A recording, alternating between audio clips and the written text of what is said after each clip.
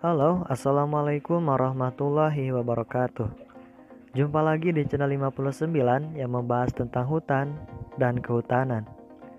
Setelah sebelumnya kita membahas tentang sejarah dan perkembangan silvikultur, pada video kali ini kita akan membahas tentang fungsi, tujuan, tugas, dan peran dari silvikultur.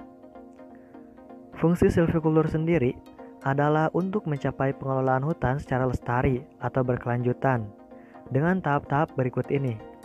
Yang pertama adalah tahap kontrol. Kegiatan kontrol dalam budidaya hutan adalah aktivitas mengamati dan menganalisis apakah pada hutan tersebut diperlukan tindakan silvikultur atau tidak. Pertimbangan secara ekonomi juga harus diperhitungkan agar biaya yang dikeluarkan untuk kegiatan budidaya hutan dapat menghasilkan keuntungan yang lebih besar. Yang kedua adalah tahap fasilitasi. Kegiatan budidaya hutan yang dilakukan setelah kegiatan kontrol ialah fasilitasi. Apa itu fasilitasi? Fasilitasi merupakan tindakan penyiangan, pemberian pupuk, pemangkasan, dan tindakan lainnya. Tujuan dari kegiatan ini agar pohon dapat tumbuh dan berkembang dengan baik.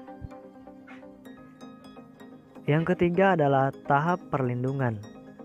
Perlindungan diperlukan agar tanaman hutan tidak terkena serangan hama dan penyakit dengan cara melakukan pencegahan dan perbaikan. Yang keempat adalah tahap fungsi penyelamatan. Penyelamatan adalah kegiatan untuk menghilangkan berbagai macam gangguan yang terjadi pada hutan, misalnya pemadaman hutan ketika terjadi kebakaran, pengendalian hama, dan penyakit. Selanjutnya kita bahas tujuan dari silvikultur.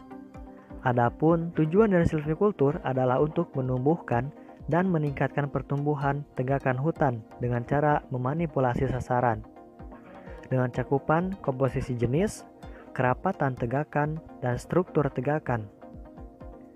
Selanjutnya adalah tugas silvikultur dalam kehutanan. Di antaranya, memelihara tegakan hutan yang telah ada, meremajakan tegakan hutan yang terlampau tua, dan menghutankan kembali kawasan hutan yang kosong, atau bisa disebut juga dengan reboisasi bekas panen atau bekas kerusakan akibat kebakaran dan longsor.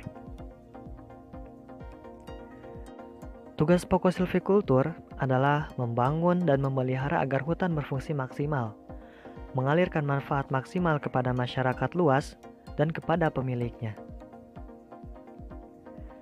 Lalu, bagaimana peran silvikultur dalam kehutanan?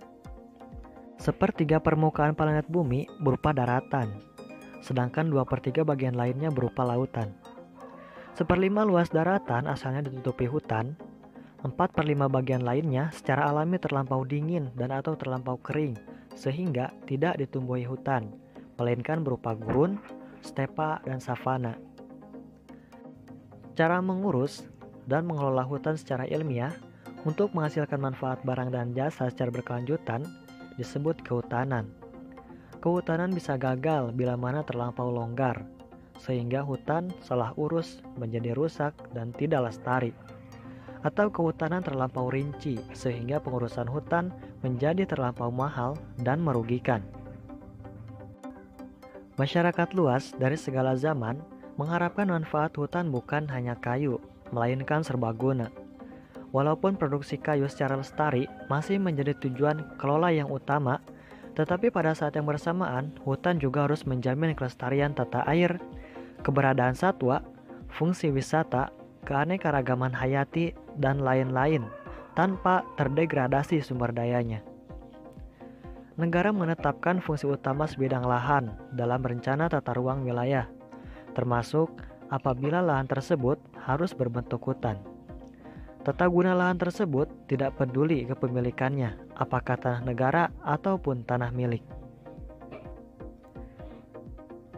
Fungsi utama sebuah hutan harus dinyatakan dalam sebuah dokumen tertulis yang disebut Rencana Karya Umum atau RKU, yang memuat filosofis tujuan dan garis besar cara melakukan pengelolaan hutan tersebut selama 10 tahun ke depan. Rencana Karya Umum atau RKU dipenggal-penggal menjadi Rencana Karya Tahunan atau RKT yang memuat rencana kegiatan, anggaran, organisasi, mesin, dan tenaga per tahun. Isi utama rencana karya adalah rencana kegiatan memperlakukan vegetasi hutan atau rencana silvikultur.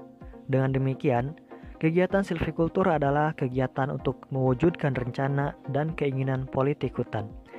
Nah, itu dia penjelasan mengenai fungsi, tujuan, tugas, dan peran dari silvikultur. Semoga bisa menambah pengetahuan kita semua. Semoga bermanfaat dan salam lestari.